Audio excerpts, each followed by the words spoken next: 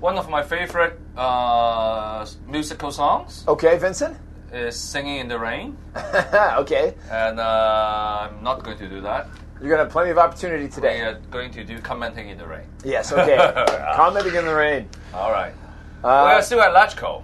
Yeah. I'm quite surprised to see some legislative members still here. Yeah, there's a lot going on. Like, even though there's no council meeting this week, there are piles of other bits and pieces of business. And some of them, some of the meetings are saying, oh, we want to have an extension of this committee, or we want to continue our oversight of, for example, the West Kowloon project. So all those things are in play. Yeah, West Kowloon's in the news today. Oh, yeah. I want to talk about that because all of a sudden they're talking about a new head for the West Kowloon Cultural District project, which, as we know, has been plagued with cost overruns. And then they had their first chief, who I think was recruited out of the UK and lasted something like 6 months. You know, boom, quickly forgotten. And then we had the resignation of Lynch. All right, Lynch got lynched and resigned a little bit early. He said he resigned. He said he resigned. So he's gone a little bit early. And today, in LegCo, they're going to be talking about the new head. We have a new name.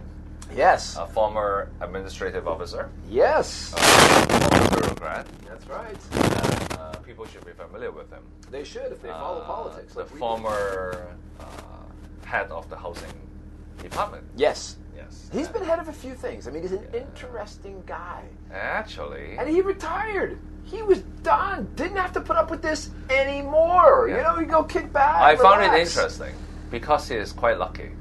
If he is still the head of the housing department, he will be handling the water incident. In the water. Yes. Yeah. And a lot of the housing estates was finished or completed on his watch. While he was, I'm not sure he's watching or not. Yeah. He was watching or not. Yeah. But while he was the head of the housing. Well, he was the head of housing and transport. So who are we talking about? The guy we're talking about, his name is Duncan Pesca. Duncan. Duncan Pesca. Now, did you work with him directly when you were during your government days?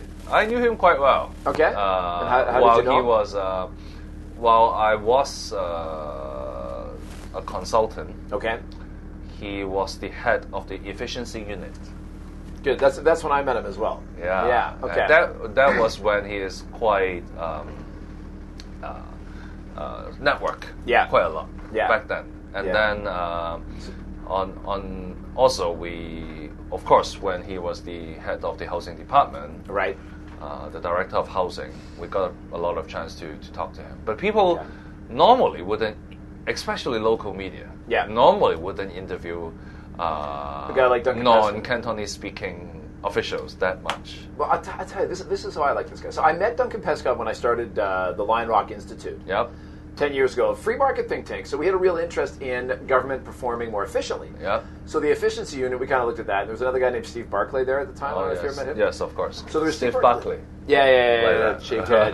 Great guy. Like him a lot. So there was him and Duncan Pesca there, and we did some stuff with them. I got invited to speak about privatization of disciplinary services, like ambulance, prisons, stuff like that, fire departments, how to privatize them.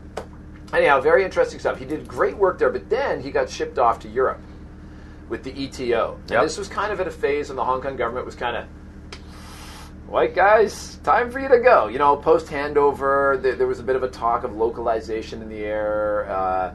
And I thought that was him being sent out to pasture at the time, right? But it turned out that wasn't the case because he came back as permanent secretary in a very, very important position. You know what? I think the foreign posting... They needed competent people. No, not that. But foreign posting. Yeah. You don't think that was like... Foreign posting is a jam. For the AO loves it. Yes, of course. You know, you go to Europe, it's nice, you travel around Europe. I mean, yeah, it's a great posting. But I think they brought him back because they needed somebody seriously competent in that position. And then he retired, and it was like... We had an announcement in Harbour Times, and we were like, here's a star of government on his way out. Thank you for all your wonderful service.